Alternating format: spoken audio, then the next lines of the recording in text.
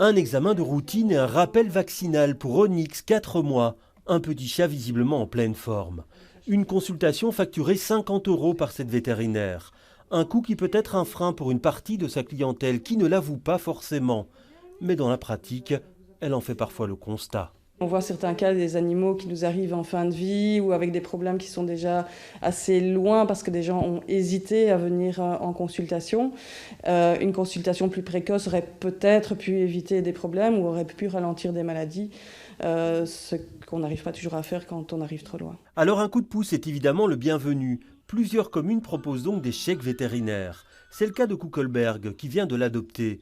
40 € par animal par an ou 80 € maximum par ménage, octroyés sous certaines conditions aux personnes disposant de faibles revenus. Des chèques valables s'il s'agit d'une visite concernant l'identification d'un chat ou d'un chien, d'une consultation générale, d'une mise à jour vaccinale ou de conseils dans le cadre d'une adoption ou d'une acquisition.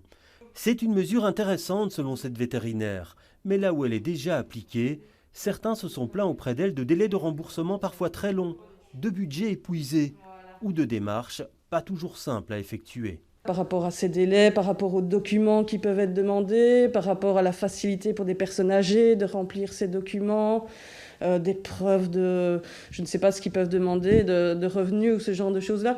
Juste avoir une facilité pour les gens, que cette prime ne soit pas trop compliquée pour eux à demander. Kuckelberg a prévu un budget de 7 000 € par an pour ces chèques et les primes liées à la stérilisation.